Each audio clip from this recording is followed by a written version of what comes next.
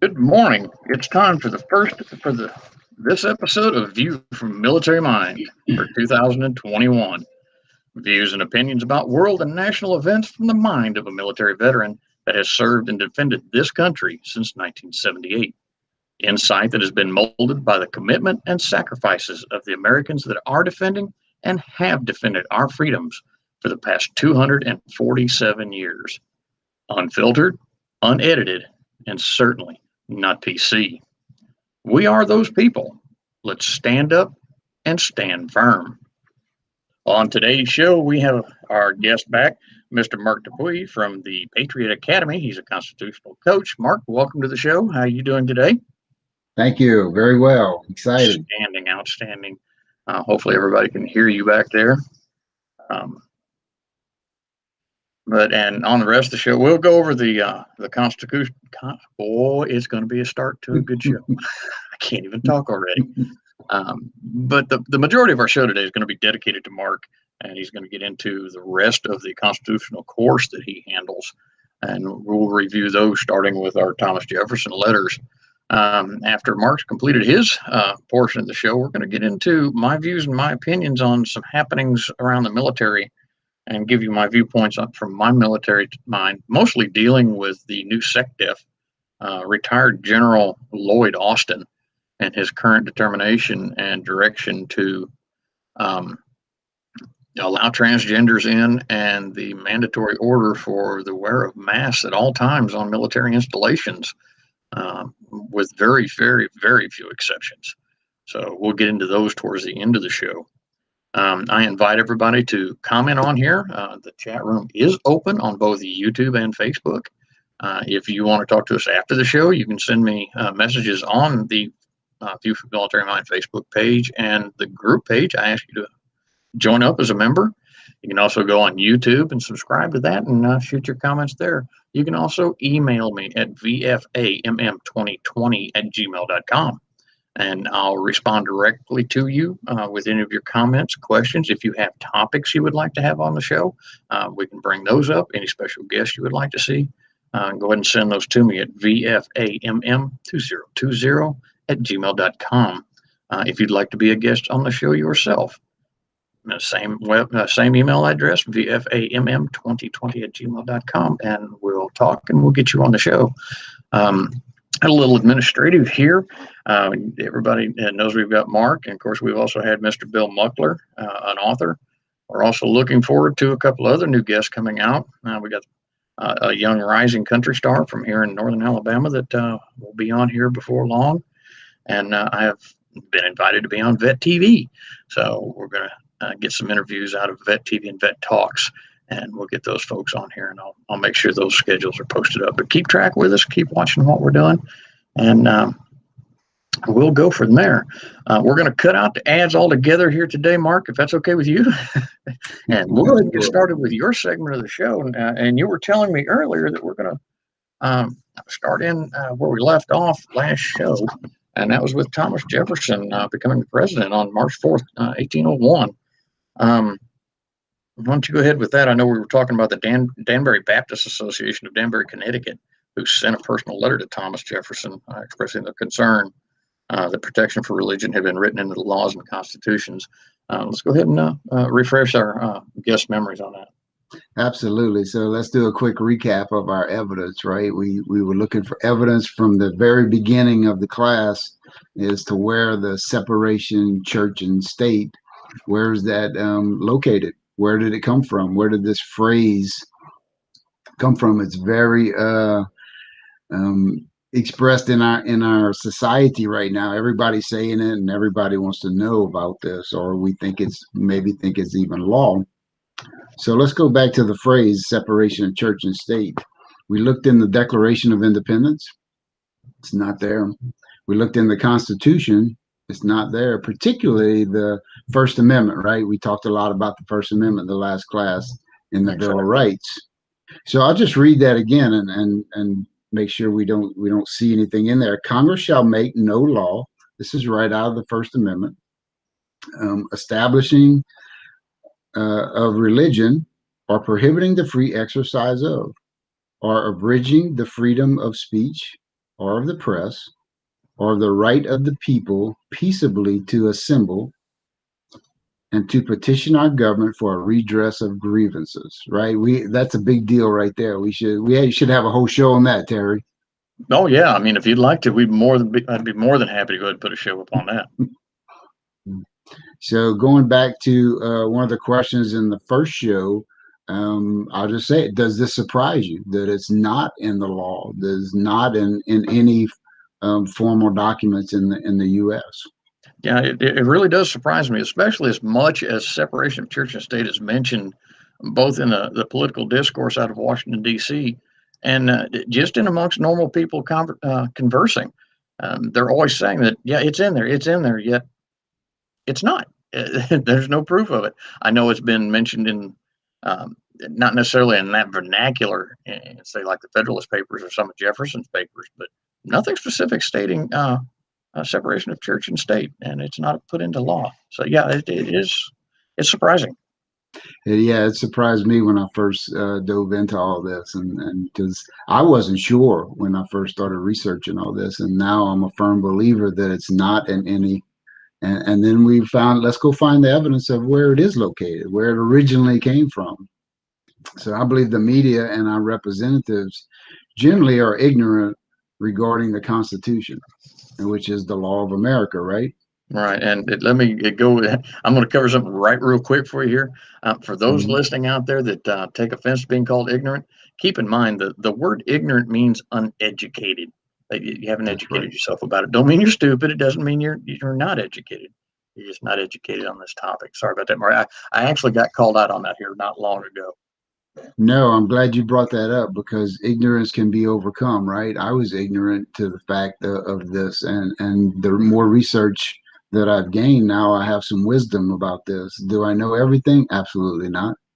Uh, so yes, I'm glad you brought that up. So yeah, we talked about the original intent.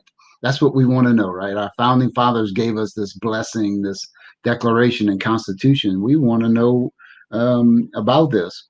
So we talked about the original debates on the First Amendment. That was huge to listen to them talking about this, and nowhere in their debates did they ever talk about separation of church and state, or even in the Establishment Clause. The Free Exercise Clause prohibits the federal government from interfering with people's religious public expressions. That's huge. Yeah, yeah, that is a big thing. Yeah, so even in the founding fathers' language of how they talked about this in all of their debates, and you talked about the Federalist Papers, even in there, they never even mentioned this at all. So let's continue to search for this evidence, and we'll get into that Danbury Baptist Church and Thomas Jefferson, right? Right. So hey, if you have these letters with you, the Thomas Jefferson Danbury Baptist, why don't you just follow along with us? Make comments if you see anything in there that is a little confusing, or maybe we misquoting something. So on October 7th, 1801, Danbury Baptist Church of Connecticut sent a letter to Thomas Jefferson expressing their concern that protection for religion had been written into the laws and the Constitution. So they were nervous about just the word religion being mentioned in there. That shouldn't even be in our documents, they're saying. So Yeah, I'll go to the religion next one. protected. Go ahead. No, but yeah, religion being protected. Mhm. Some people get all kind of weirded out when you mention religion in there, but it's generalized. It's not just one specific, even though we are a Christian-based country. That is correct, Harry. It's across the board, and that's how the founding fathers viewed it, and we should continue to view that today. And they strongly believe that freedom of religion was an inalienable right given by God. And we talked about that word, right? Inalienable. It's Mm-hmm. unable to give it away, or even for the possessor to somebody to take it from you. Either way, it's our right. The association believed the fact that it appeared in the civil document, which is the Constitution, Right. that the government viewed it as a government granted right, and that's not so. See, there's the ignorance there, right? They didn't understand exactly what that meant, and this is what they believe, so they were trying to clear that up. Yeah, yeah. It's amazing how people will twist and bastardize words or phraseology to their viewpoint, and of course, then it confuses everybody else that's listening to it. Yes, and it seems like the more you repeat the more it spreads, and then there's all this disbelief about what's going on, and it's not a Kind good of, thing. So yeah, kind of let's like a get to Chinese the wall. original intent.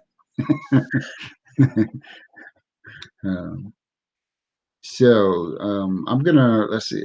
I think that part of this letter sums up this concern. I like this part of the letter. He said, and I'm going to quote the letter. So if you have it, follow along.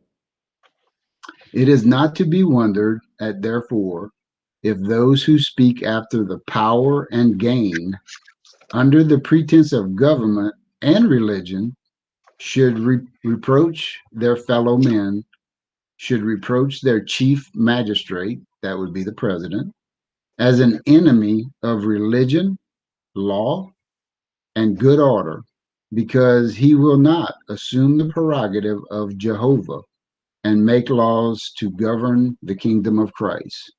So basically, they saying, President, even men, you're my fellow man, you stay out of the religion. That's a big bold statement there. Yeah, that's a huge statement. Tell them to stay out of something, and of course, in today's world, they're not staying out of it. So, makes me wonder Right. just how educated our politicians are. Yeah. So how did Thomas Jefferson reply to that? He started out his letter saying, I believe with you. Mhm. And so he's acknowledging their belief and saying, hey, I believe with you. So And that was a good thing. yeah, and what really surprised me, if you know the history of Jefferson, he was actually your original Democrat. So it makes Yes. you wonder what's going on now. Yes. That is correct there. He was. And he believed that God is in our affairs and helps this country and protects this country, but he believes that everybody should have the right to believe like they want to believe. Period. Yeah, exactly. With no restriction as to what that religion is, unless one caveat, unless it undermines the Constitution of the United States. That is correct. And that would be, if that's our law, our Constitution is our law, then you all of a sudden now you're getting to criminal activity. So Right. this is not religion anymore. This is a criminal activity. So yeah, Exactly. that is correct. So I'm going to go to the second sentence for those following along. It says, my duties dictate a faithful and zealous pursuit of the interests of my constituents. So he's saying, I'm concerned with what you have to tell me, and he appreciates it. And in proportion as they are persuaded to my fidelity to those duties, the discharge of them becomes more and more pleasing. So he's saying right there, this is not my own will. I'm going to follow the Constitution, and I'm going to listen to my constituents, whatever they are telling me, put this all together and make my decisions. Exactly. So he's telling the people straight up, I'm going to base it on what my constituency says, not some political hack. Yes, isn't that wonderful to have that in our would have that in our Congress and have that in our executive branch where the leader is or the representative of we the people is looking at us and saying, "Hey, tell me what y'all think. I want to do what's good for this country," and that would be a wonderful thing. It would be, and it would lead to a lot less controversy that's going on up there, and a lot less loss of our rights. And as many of these people we have sitting up there that claim to be constitutional experts, it's absolutely appalling that they're not. Yeah, so we the people need to change that, and that's a whole different conversation, right? But we the people have to get involved and be able to put the right people in office, and not only at the voting booth, we need to get involved early on and preparing these people to be in office, not just waiting till they get in office. Prepare them ahead of time, and educate them. And so, how do we do that? Well, that's a whole different thing. But there's a lot of ways you can do it through writing your Congress. Um, get involved in your party, or in writing your congressman. There's just so many ways to get involved. Yeah, be a voice within your own party, whether it be Democrat or Yes. Republican or independent or green or purple, whatever it is, be a voice. Do something like we're doing here. Yes. With you being with the Patriot Academy, being a constitutional coach and teaching people. And as I say in every one of my shows, educate yourself. Ladies and gentlemen, this is a great way to educate yourself. You can watch our show when Mark's on, or Mark later on, we'll give them an address to write to you where they can take your upcoming Sure. course. Sure. I forgot to mention that early on in the show, but Mark will be giving a course. I'm assuming Mark is going to be on Zoom, or he'll be online some way. On Zoom, yeah. Yes. Okay. So we'll We just finished one Thursday, actually at our church, and it was a wonderful event. I don't mean to get too far off, but we had the group that was so engaged and so excited about what was going on and how much they learned. And so we took the Declaration of Independence, and we each signed it with our own pen, and we pledged our fortune and our lives and our sacred duty. And it was a powerful event right there at the end. I really enjoyed that. Yeah, that's outstanding, Mark. I love hearing that. So for those of you that's listening from Louisiana, my daughter Amanda, take note. You can get a hold of Mark, and if you're close by, he can come up and give you the course. If not, and for everybody else, you can get a hold of Mark when we give you the email address and stuff, and he'll direct you the right way to get someone from your area to give you the course. And going on ahead now with Jefferson, I guess we're to the point we're talking about that wall of separation. Yes, absolutely. He started trying to explain how he felt about that, and this is where these words are actually mentioned right here. So then, again, just to recap there, this is a private letter that Danbury Baptist sent to Thomas Jefferson, and now he's returning this letter. And so this is straight from the letter. Believing with you that religion is a matter which lies solely between man and his God, I contemplate with, and I skip down a little bit in the paragraph because it's pretty lengthy paragraph. But if you're following along, just drop down a little bit. He says, I contemplate with sovereign reverence that act of the whole American people which declared that their legislature would, and now he's quoting straight out of the Constitution, make no law respecting an establishment of religion or prohibiting the free exercise of, thus building a wall between church and state. Cool. So I'll just continue a little bit more. It says, adhering to this expression of the supreme will of the nation in belief of the rights of conscience, I shall see that the sincere satisfaction of the progress of these sentiments which tend to restore to man all his natural rights. Listen to this last part, Terry. It says, convinced he has no natural right in opposition to his social duties. What is his social duties? That could be his job, right? Right. That could be our schools. You could be a school teacher. That's your social duty. It's your job. And he has no natural rights in opposition to that. This is something we need to grasp really strong right here. Cool.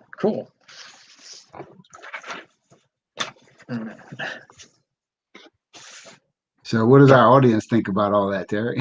That's what I'm waiting to hear. I haven't heard a whole lot on here. I know Dave Glovin has said that we're actually being streamed live on Americans for Free Speech, MeWe now. He's taken our show over there, and also live on the Conservative Message on Facebook. So we're hitting several other pages, Mark, and hopefully we'll get some additional commentary here. Amanda, I have no idea what you just said. So also there was a bunch of dashed lines. So yeah, I encourage everybody to comment and question. Mark you see the chat page over there on your side, so you can answer the questions to them, or you can answer right here live. But yeah, I Okay. encourage everybody to please participate, get involved in this, and Yes, encourage absolutely. more going on. So now we looked at all the evidence and we see what Thomas Jefferson said about the wall of separation between the church and the state. He said that's not going to happen. If you read the whole letter and you read that paragraph or that sentence that he writes, if we just take those 7 words and say a separation of church and state, then we can take that and twist it into anything that we want. But what is Mhm. that original intent of what Thomas Jefferson said? He quoted himself in his letter the Constitution and said, "This is what it means, and thus it's not going to be a wall of separation of church and state."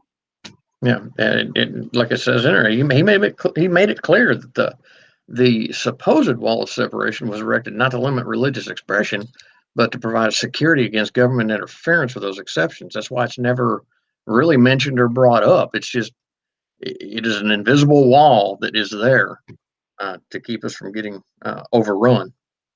Right. And look, what Dan Barry was writing to Thomas Jefferson about is happening today. Their fear in the 19th century, and now what are we in the 21st century? It's Yeah, happening. exactly. It's happening today. So 2 centuries later, what they feared a president would do, or the Congress, is happening right now. Oh yeah, and we've seen it come from the bottom up with the restrictions, especially during this COVID crap, with Governor Gavin Newsom in California trying to restrict any indoor religious activities. And he doesn't specify. He goes across the board and says no indoor religious activities. Yeah, okay, you're pretty vague in what you said there, and you're pretty broad. Same way with New York and a few other states. Of course, we know those are blue states. Yeah, and that's overstepping not only the United States Constitution is the California Constitution. Yep. So that's something to take a better look at, and we need to get these people, better people in office who appreciate the Constitution and knowing that this document is a great formula to keep the laws intact in your state, and not only that is you're one of 50. Exactly. So everything that you're doing is reflecting other states. And they should be aware of that this is the United States, not just one state doing all of these things, and they definitely are affecting other states. Oh yeah, and California's had a history of affecting the other 49 states. It's absolutely crazy. Continue on with what your next area is.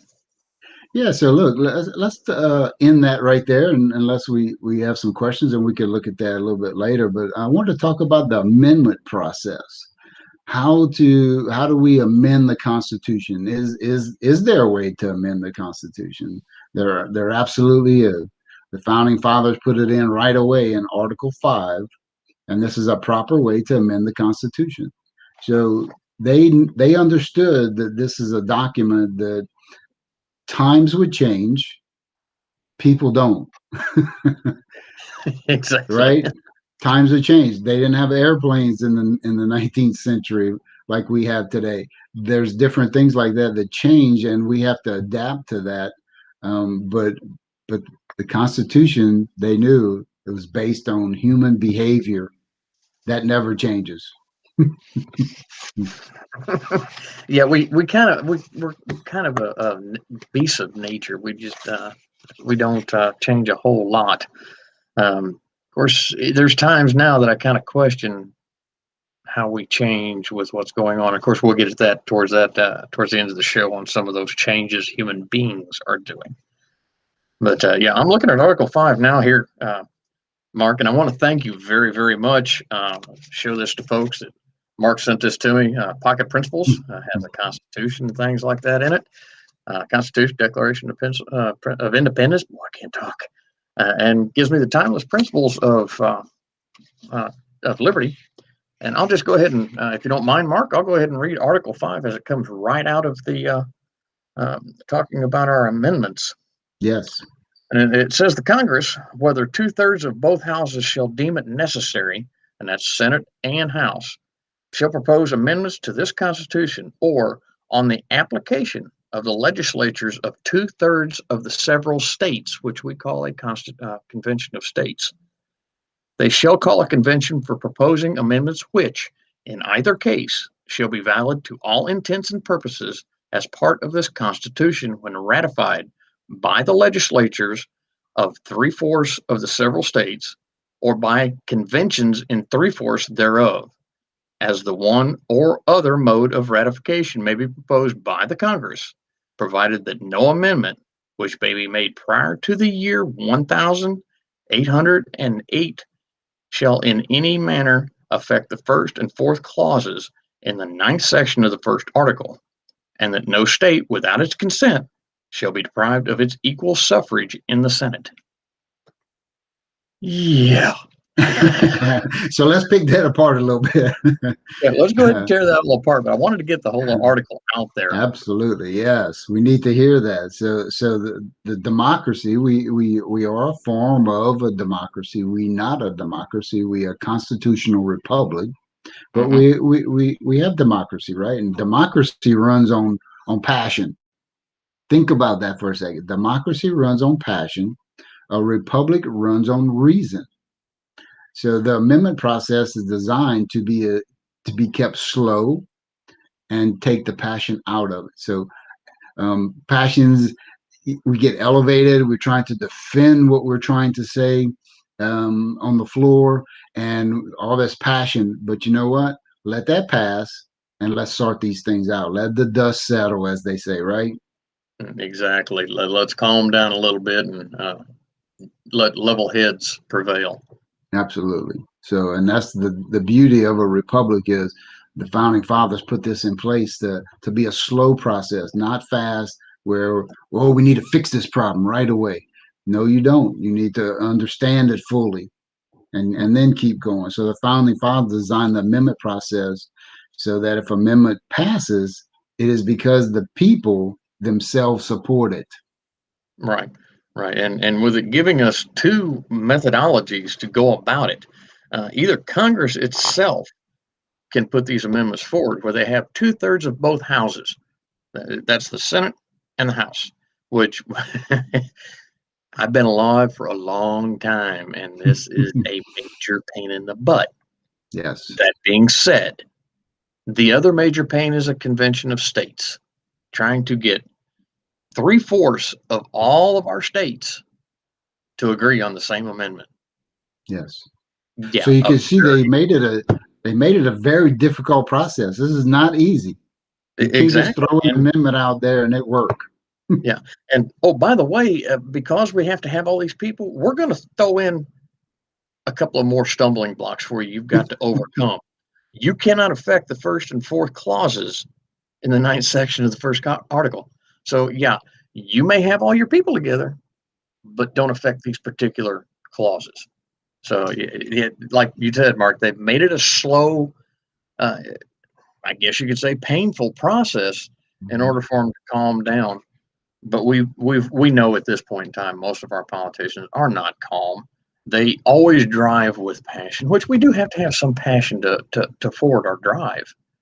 But yeah, you can't let it overrule logical and reasonable thought. That's right. So these two options that you have, that first one you were talking about, Terry, the congressional proposal.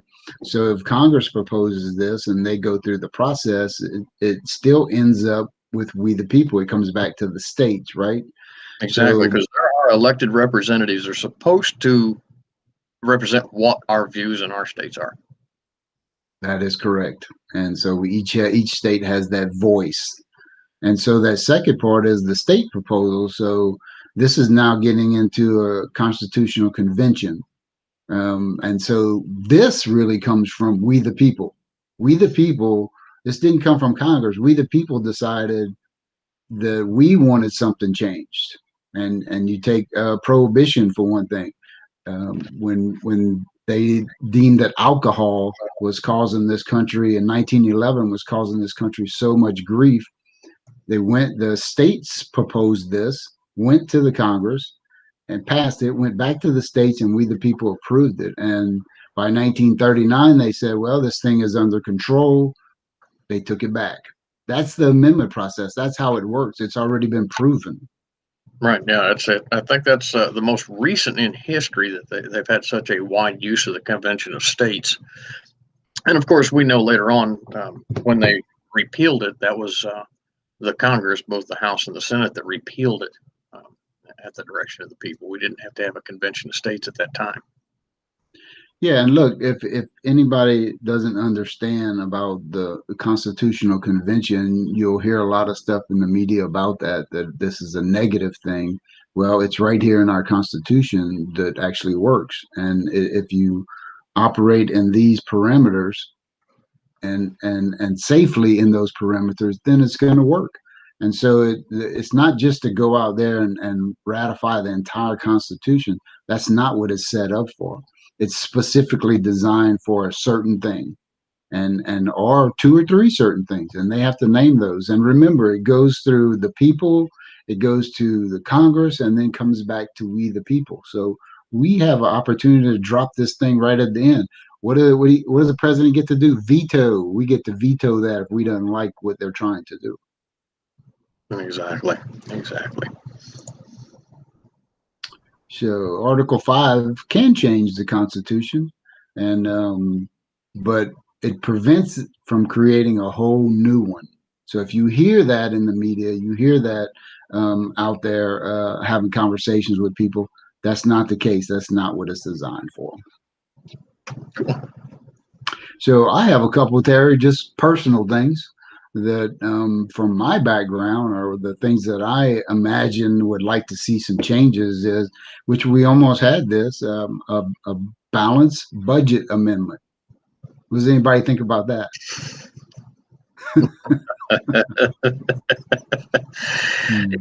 Oh, I'm sorry. I had to laugh. This has been a topic that I have heard about all of my adult life, and they have yet to get a balanced budget amendment through. So, Yeah. what's your view on that, Mark? Do you think we're ever going to see something like that? I think it's possible, and the reason I say that is there's a lot of push for it in the 90s, and actually they had a vote on it in the 90s, and they were one vote away in Congress, one vote. And so they didn't get it passed, but there's still a lot of push for it right now. And I believe that at some point, regain the House or the Senate, that it can happen. This is a big deal. I think we have to decide, and we have to take charge of this situation. And the reason I say that is because we are borrowing all this money to operate now. But what are we doing? This is our children are going to pay for this. We are paying for some of the things that our ancestors did. We don't want to do that, right? So we need to change this thing and get involved with that. This is a big deal. Yeah, and you see, I put Lady Liberty up there. Just I did. Yeah, yeah. That's awesome. Country is dying on me here. This is terrible. So yeah, Lady Liberty there. I'm sorry, Lady Liberty. You're my beloved. So, the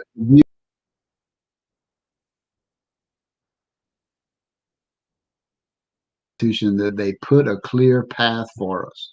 Let's learn that path. Let's learn our duty in that Constitution.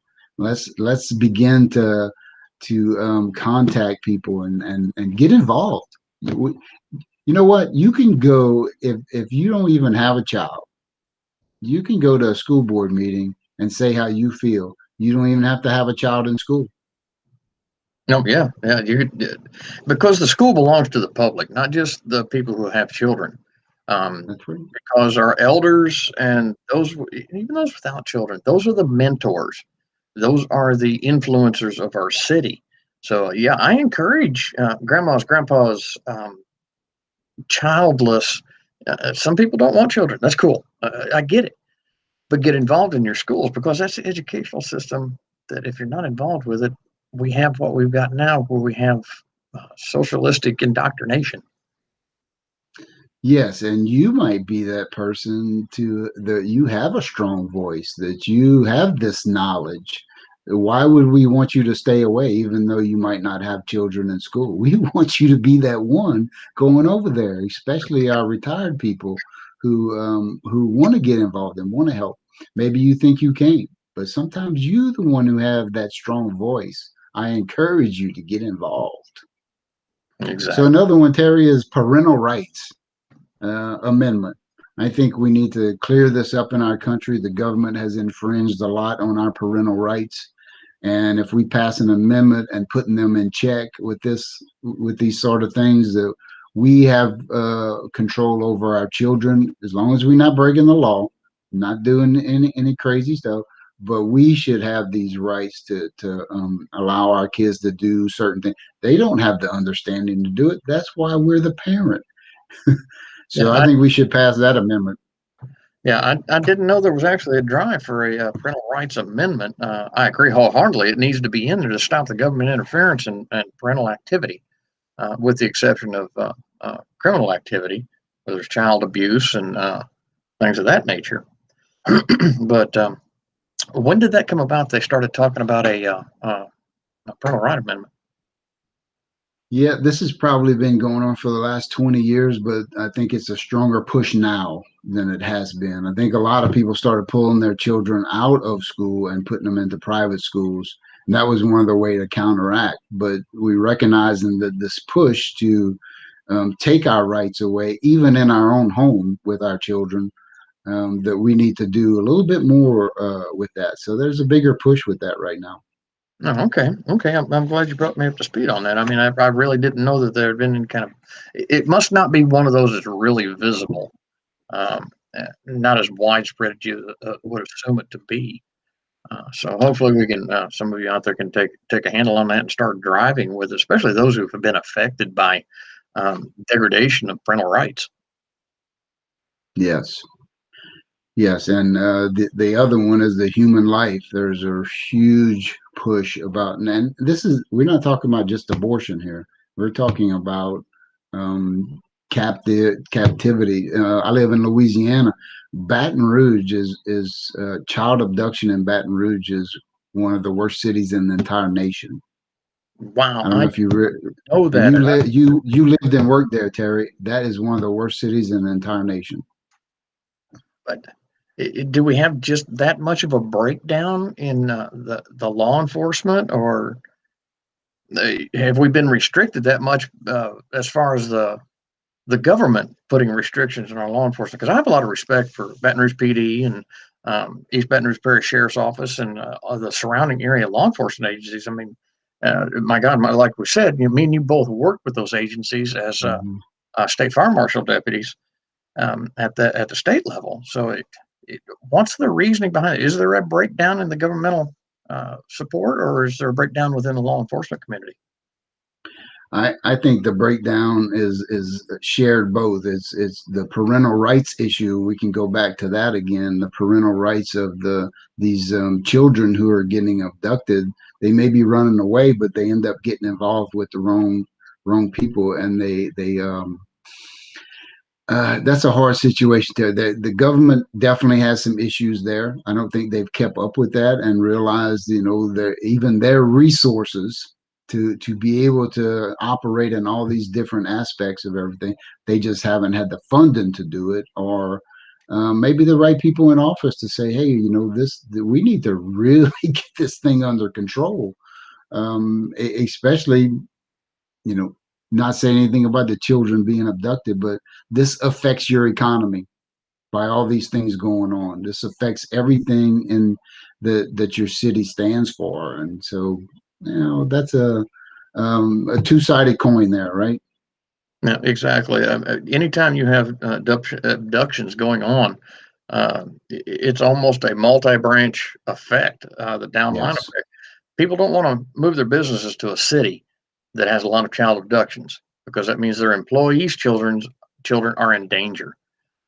People don't want to move to your city to work in the current employment market because, again, they're afraid that their children are going to be endangered. And Yeah. the third prong that I think of is the current citizens in the Baton Rouge. And I love Baton Rouge. I love the people there. They're like, of course, any other city. They a few boneheads running around, but the citizens are currently there. Like, adios, I'm out. I don't want my children involved in this. And it has no social economic indicator on it. It's across the board. It's across the board impact. Yeah, and I think social media has a lot to do with this. But hey, look, the police officers and our officials are working very hard with this. I don't want to take away from that because they are Yeah, doing their job, but overwhelmed and with the amount of it, they have to try to keep this thing under control, and they only have a certain amount of budget to deal with. But social media has really been a good avenue for criminals to be able to do this, to talk to children and lure them in. So that getting the social media parental controls, right? Going back to that parental controls and parental rights. That's a big deal. yeah, and that's just talking about your social media. That's where I think we need to go back, and this is back something President Trump had talked about. And oh my God, the liberals like to lost their mind. The tops of their heads came off. To go back to that Section 230, where the social media has just carte blanche, do whatever they want. They can censor and take out what they want, or they can allow whatever they want. We need to take that away from them and get some control back on that, and address it under like they did Ma Bell back in the 60s and 70s. Break that mess up and get some control on that because there is no control. I've seen some of my friends that are constitutionalists and they're conservative, even a couple of moderate progressives or moderate Democrats have been censored or have been censured. Two different words there, folks. Censored mean they're not allowed to say it, and censured means they've been slapped on the hand, told you can't do that. Over views against the social media and what's going on with it. So I think we need to readdress that particular section of the Communications Act and stop the social media from doing what they're doing. Yeah, Terry, that's a big deal, and we have to be careful because we don't want to trample on people's constitutional rights. We don't want them trampling on ours, so they do have a certain amount of freedom on the social media sites. But if again, we the people see something going on there that's overstepping, that's causing all these problems within our communities, within our states, then we need to say something, and we need to say, "Hey, Congress, we need y'all to step in and take care of this problem, even though it may be stepping on their constitutional rights. It's causing more problems. Let's get this thing under control for a while, and then we could reel this thing back in once we get it under control." I agree wholeheartedly, but I still my viewpoint is that we need to put a stop on social media and get them under control and put a stop to what they're doing. We I'm really in agreement. Mark, we've got about 3 minutes left in your segment here, and then we'll get into mine. So, what have you got for us to wrap this one up for the day? So I'm gonna go to, let's do it from a military mind. What's our marching orders? What's our marching orders as a citizen, right? I tell my class this. We read this at the end of the class about our marching orders. We all have them. So our marching orders returning to the Constitution. And why do I say returning? Because we have gotten away from the Constitution's path, and we need to get back on it. And this country will operate a lot differently. So I challenge you: read the Constitution, study the Constitution, and then teach the Constitution. Now, who's that teaching to? Do you have to do it like this? No, you teach in your own home, right? Teach yourself. So go get in the books, right? Get in these books, go watch videos. So then you need to know your constitutional rights. If you know your constitutional rights, you could defend your constitutional rights and then be able to assert them. Those are the 6 things. That's your marching orders. to go out there and do that. And I challenge myself all the time. I challenge Terry, and he does the same to me. So let's do this together. Well, Mark, where can the viewers and the folks that are listening, they're not necessarily on the chat board, but there's quite a few out there listening. Where can they get a hold of you at to ask you about the Constitution and Patriot Academy and available classes and how to get a hold of people? Where can they reach you at? Sure, I can give them my email address if that's good. Would that be all right, Terry? Out there and so it's MT Dupuy, and I'll spell that. please. Yeah, DUPUIS. So it's MTDUPUIS. S is in Sam. The number 5 at gmail.com. All right, I'm fixing to put it up here for you, Mark. Okay. I think I have. Well, Dupuy 5 at gmail.com.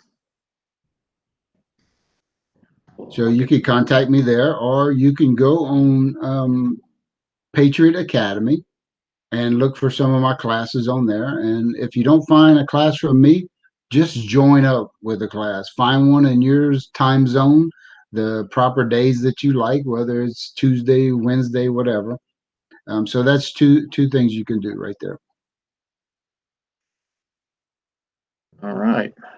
Well, we're gonna update this on there, folks. You can see it on the crawler at the bottom of the page, at the end of the crawler. Like he said, it's mtv5 at gmail.com. He is a constitutional coach with the Patriot Academy. And Mark, I'm assuming that if they get a hold of you, they can find out about the Patriot Academy courses also that's available if they're not in the Louisiana area.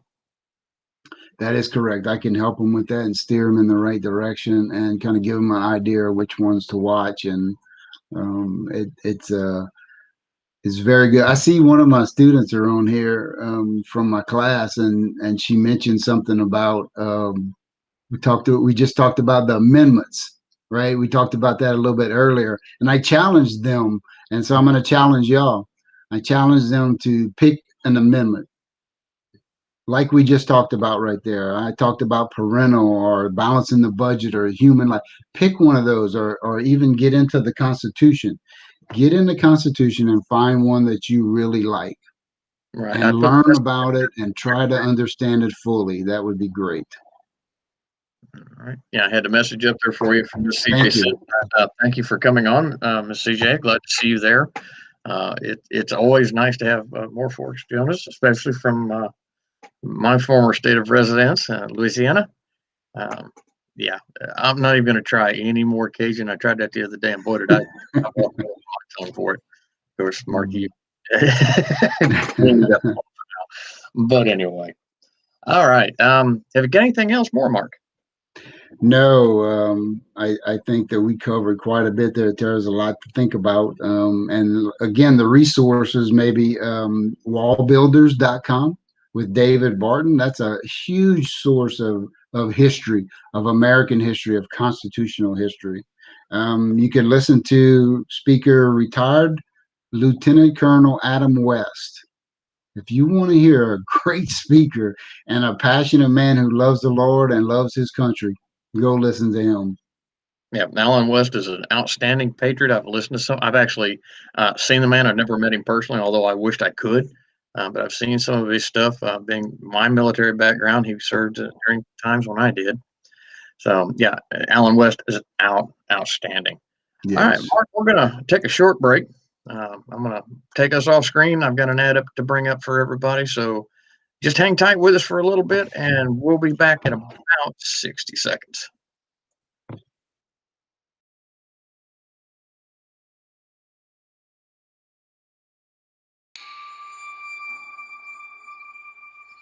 What do you see in a parade? You see children with their flags, families clapping and laughing.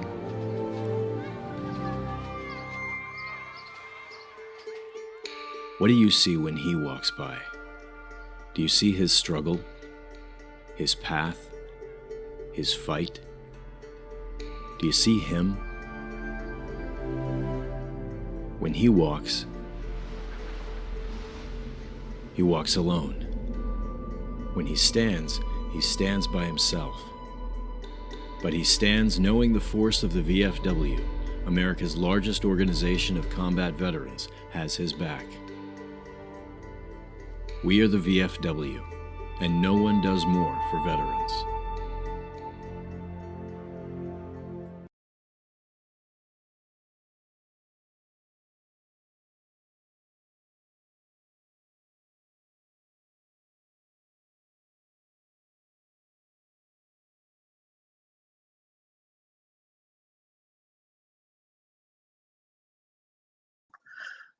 All right, sorry about that. Had them muted because of the commercial.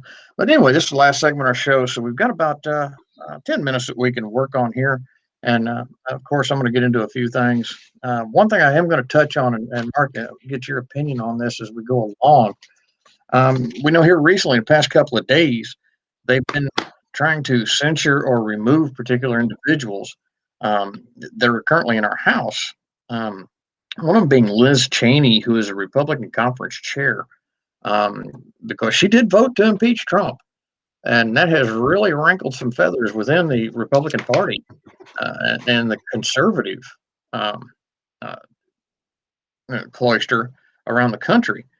But she avoided the removal. They decided to keep her in there, which, me personally, I think was a big mistake.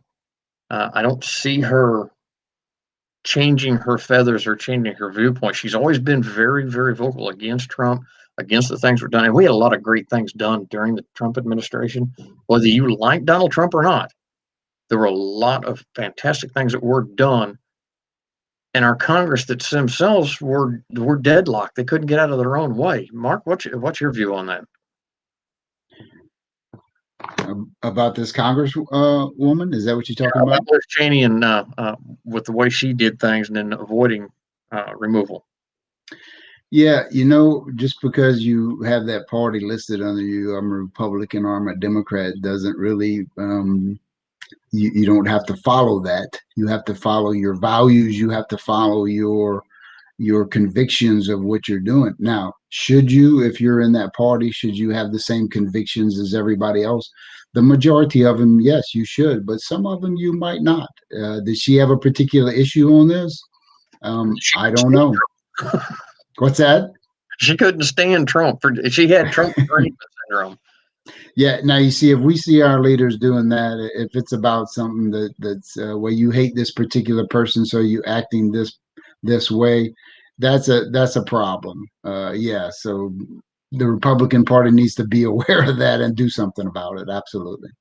Exactly. Now the next one is Marjorie Taylor Greene. There's a lot of controversial statements that she made prior to being elected as a representative from Georgia.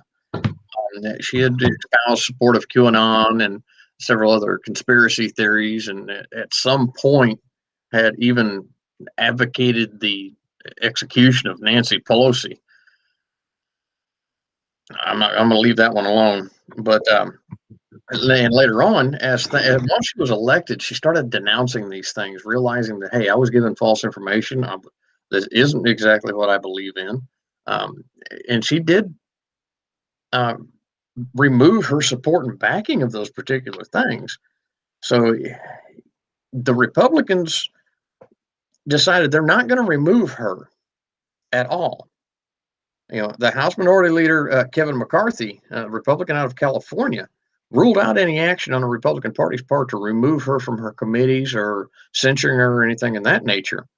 Now, come yesterday, of course, the Democrats have control of everything, and they voted to remove her from the committees. And this is nothing more than a political game with these people. They have removed a duly elected representative from her committees. So now they've got total control of this mess. And it didn't help that Mitch McConnell in the Senate called what she was saying Looney Tune lies and a cancer on the party. So here we've got our own party trying to tear itself apart and undermine everybody. instead of working with her and trying to get her word out that, hey, I made a mistake. We're human. I mean, I make mistakes. I say things I really probably shouldn't have said. And if I shouldn't have said them, I'm going to apologize for it. I'm going to, I'm going to back myself away from those things. But in this case, the whole party is tearing her apart instead of trying to come back together and regain what they lost. Mark? Yeah, and that definitely should not be happening. You have to figure out her true intents and just reel that back in for a moment and let the dust settle and figure out what's really going on. But can you like you said, can you remove her from certain aspects of the party? You can, and that's a good thing until you figure out her true intent or any person's true intent. So yeah, definitely they need to be rallying around this thing at first, besides going straight to condemnation. But I don't know everything. They know a lot more than what we do. But that's how I see it also. But in that aspect, Mark, and it's what me and you out here are trying to do, we should know more than they do. We shouldn't be blind to what they're doing. We shouldn't be uneducated in the process that's going on up there. This should be totally transparent to us. We should know what's going on. I just don't comprehend it. We've got this one Republican, an Illinois representative, Adam Kinzinger, out of Illinois, said that some Republicans have thanked him for criticizing former President Trump over the riots, which I don't know about you, but I'm not stupid. I've sit here and reviewed these tapes, reviewed the speech, reviewed timelines, talked to former law enforcement contacts. Yeah, this didn't happen, but this bonehead's going to go someplace like The View on ABC. Let's go to the mainstream media and get out a controversial statement against the previous administration and my counterparts, because he also mentioned that his counterparts, Green and all them, need to go away. So, yeah, I mean, we're tearing ourselves apart on the right, on the conservative movement. So yeah, I mean, we the people should be taking note of people like this and people who are calling out in our own party or just in general, and we should take note of these people. And then when we send letters to them, or even in other states, if it's a senator, your other states matter. Because remember, when they passed that law, all senators used to be subject to the state, and the state paid them. Right now they're a federal employee, so they really don't have any dedication to that state other than they're from Louisiana, they're from Alabama. But we should be writing to them if it's a federal issue and let them know how we feel. Exactly. Excuse me, I can get a dry throat that won't give up here. All right, well, moving on, getting away from the politics here, we'll go into some more politics. Only, yeah, that's the nature of the show here, boys and girls, ladies and gentlemen, and all ships at sea. And this is directed more towards our veterans and our military personnel and things like that. As everyone knows, of course, Biden has appointed a new Secretary of Defense, and he has been confirmed by Congress. So he is the Secretary of Defense, retired General Lloyd Austin, who at one time was a CENTCOM commander, Central Command, taking care of all the stuff around Afghanistan, Iraq, places like that. And there were some rattlings and warnings heading on, or excuse me, early on, that we really needed to watch this gentleman, because there were some really strong progressive or liberal leanings with this general. Now, please understand me. I'm not taking away from this man's military service. Don't ever think I'll do that unless he committed an atrocity while on duty. He has not done that. So, but his political viewpoint as a civilian, and now he is the civilian leader of our military, second only to the commander-in-chief. He started playing politics right out of the gate. right slap out of the gate. As soon as he was confirmed, he come up with all kinds of crazy things. Now, the two craziest things, and I'm going to take a look at these right now. Just recently, like yesterday, now on all military installations, barring very, very few exceptions, all personnel and their families and anyone from the age of 2 up will be wearing a mask. Does not matter where you're at on that base. You can be outside, you can be on the playground, wherever you are within the confines of that base, you will have a mask on, except for inside your own home to identify yourself for security purposes. If you have a verified and deemed appropriate medical condition, or you are inside a fully walled, fully floored, closed door room by yourself. Really? You are now going to restrict my movement outside of a building in the open air with a mask? Have you lost your frickin' mind, sir? To me, our leadership in the Army and the Air Force and all the service branches need to stand up and say, no, enough is enough. You have very few COVID cases within the military. We've had 18 deaths across the. Oh, I get so irritated over this. I understand where they drew this from. This came from the current administration's mandate to wear masks on all federal property. Mark, I know you work on federal property. You have to wear it all the time. But do they go so far as to tell you can't wear it outside, that you have to wear it outside the building, or you have to wear it outside your home? No, not on where I'm working. They yes, inside, but not outside the building. Once we get into those areas, or we get into different rooms when we by ourselves or with our workmates. I think that's a hard situation, Terry. But sometimes these things get put into place more for the public view. And then once the dust settles and things settle down and things change, and maybe as the vaccine, I'm not a big proponent of the vaccine, but if people start taking it and they not getting COVID as much, then maybe these things will start drawing back. But yeah, they are. Sometimes you get into that constitutional right that is hard to deal with. Yeah, I mean, here they're mandating your family and your children to wear these masks outside the home. Okay, yeah, I know the Army did not issue me a wife. They did not issue me children. They're my responsibility. Yada yada yada yada. I get it. They're subject to the rules and regulations that are on the post. But since when did they give up their constitutional rights of freedom to do as they choose and select? And I understand they want to control the spread of COVID-19. But obviously, there's something within the federal mandate that they recognize you don't need the dang thing outside. You don't need it walking around in open air. What gives the SecDef the right and the authority to mandate that I have to wear it outside my home in open air when I'm away from people?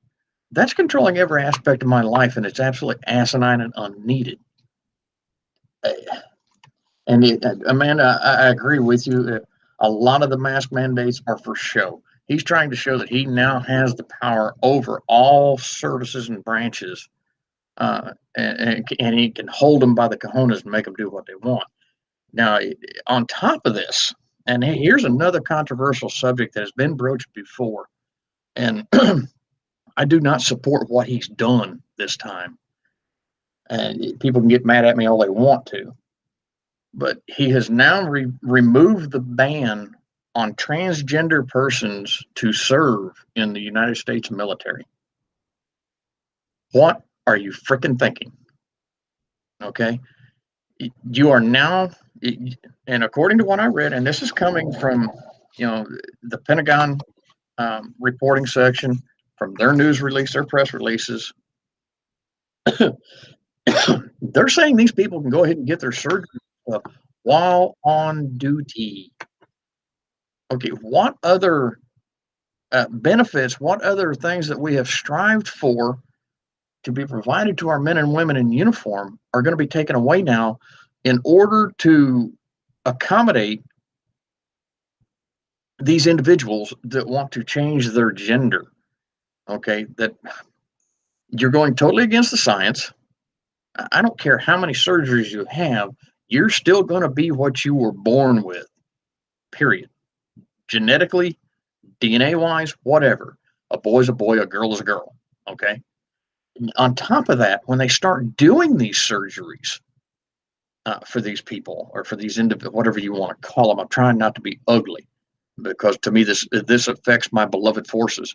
But when you start doing these people are now non deployable. That means I don't have that extra body in the field of combat or in the field of operations or at that training mission. I don't have that body because guess what? Some bonehead allowed him to come in here because he didn't feel he was right. Now he's getting surgeries to change that. He's taking away my medical care that I need. He's in the way. My family, my military personnel need medical care, but this guy comes in to get elective surgeries that he didn't want to have to pay for. I now no longer have that manpower to perform my mission that's critical to the defense of this nation. You've got to be kidding me. Somebody's not thinking this through. And by the way, we're paying this individual while they're having all this done. I need to calm down. Mark, what do you think about this?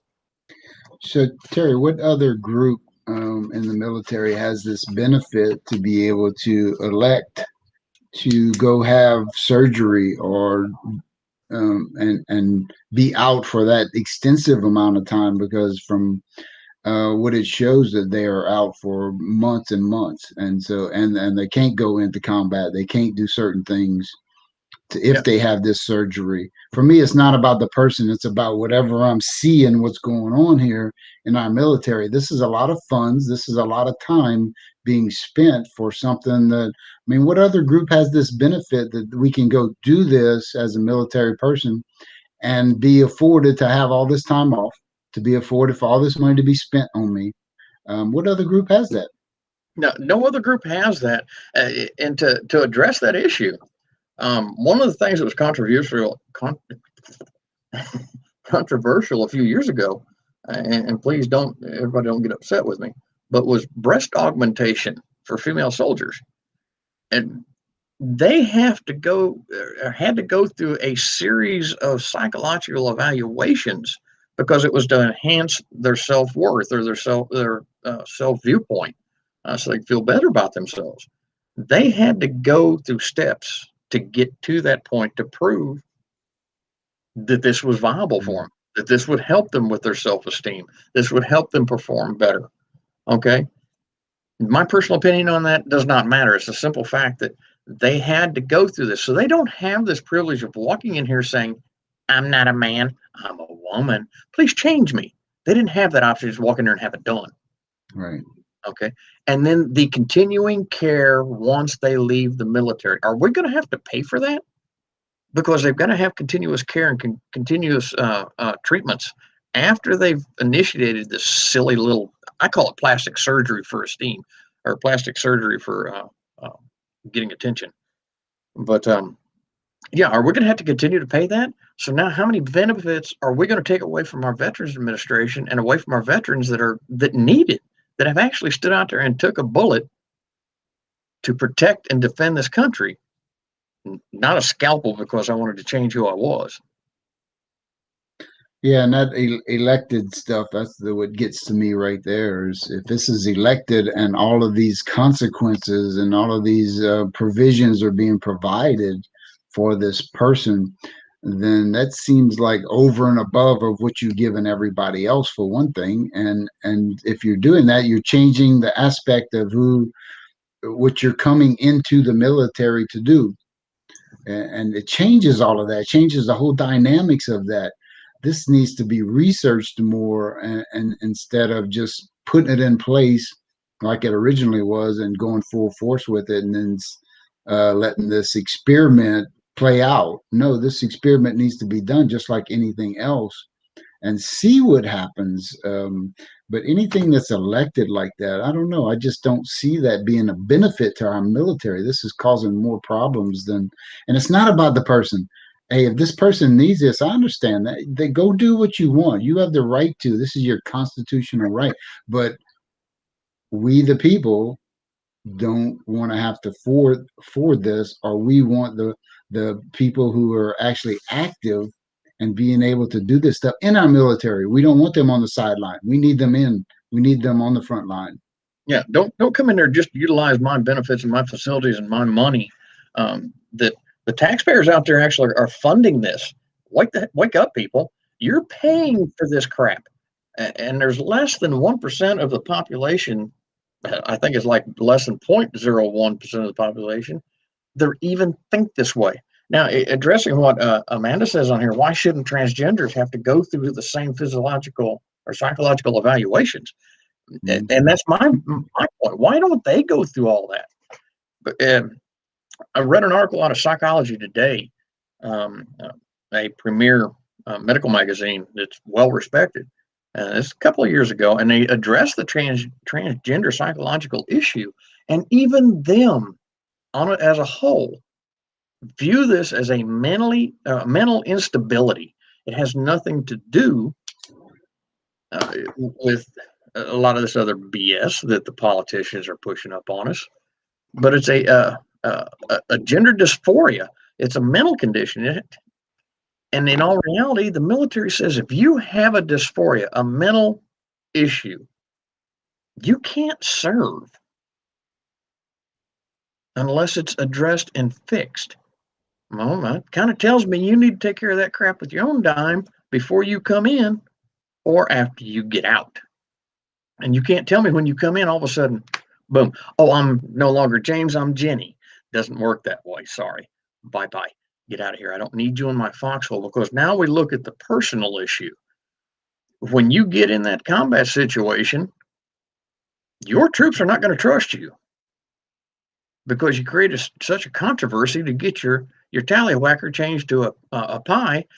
They're not going to trust you. They don't need that heartache because they know you just took money from their families and from them, and you wasted a whole lot of time getting surgeries, and your training is questionable. So, Amanda, you're right. They should have to go through these psychological evaluations. They should not be allowed in, period. This is not the place to have your dysphoria addressed. Mark? Isn't this supposed to be happening before you get into the military? You should be evaluated and go through these certain things that bring these things out. And I know not everybody's not going to say everything, right? We might hold some things back, but once you got in and you held this back and now you're revealing it, Amanda would be correct that we need to reevaluate this thing again. Exactly. And to go on further with this and to start closing this up, I challenge our current leaders in the military, whether you're Air Force, Marines, Army, Navy, Coast Guard, you know what the detriment to your force structure and your mission capabilities is going to be. You need to stand up and say, okay, SecDef, hey, General Miley, no, stop this. This is not beneficial to the force. We're going to have more problems than you are even addressing, and we can't afford this. You are kowtowing to a very small minority that's got a big mouth. Okay, you're kowtowing to the current administration just so they can be politically correct and make somebody happy and stroke them and get another one vote. Okay, I challenge our leadership in the military to stop this insanity. Our NCOA, the Non-Commissioned Officers Association, the Reserve Officers Association, all these strong political active groups that support the military, VFW, American Legion, get in there and put an end to this. And on top of it, my brothers and sister veterans, the U.S. citizens that we defended and helped, we need you to get in there and put a stop to this crap. Talk to your senators, talk to your representatives. I don't care if you go out there and talk to Casper the Friendly Frickin' Ghost, if he can get some kind of movement to make them stop this. Go talk to them. It's your military. The military answers to the civilian leadership. But we don't need to be doing dumb social experiments. SecDef, stop playing progressive political politics, or stop playing progressive politics with the military. You served honorably. Don't tarnish that record. Mark, last words from you. You said something right there, Terry, that we all need to really take a better look at. And this country and this Constitution was designed on the majority ruling, not the minority. And for some reason, that our officials decided that it needs to be the other way around. That the minority needs to be protected from the minority. And that's just not the way this country is supposed to be run. The majority rules. That's the way it's always done. Now, do we want to protect the minority? Absolutely. But it's not that they're in dire need of, we're going to destroy them. That's what our government seems to think, that we have to protect that minority people from the majority. No, that is not the case. We are looking out for them. But you know what? We like our tax dollars, and we want them going into the right place. Exactly. All right, Mark, it's time for me to get closed up here. I do appreciate you being on. You're an outstanding friend, a lifelong friend. We'll bring you on again to go into the next segment of these courses. To everybody out there, write to Mark, mtdupuy5@gmail.com. Get the information on Patriot Academy. Write to me with your comments. If there's anything you would like to see on the show, if you would like to be on the show, VFAMM2020@gmail.com. Find me on Facebook at View from Military Mind. Same way on YouTube, View from Military Mind. Until next Saturday, I say God bless. Be careful. Mark, thank you, and God bless you, my friend. Keep up the good work. Thank you for your service, America, and keep our troops in your prayers. So until next week, have a good day.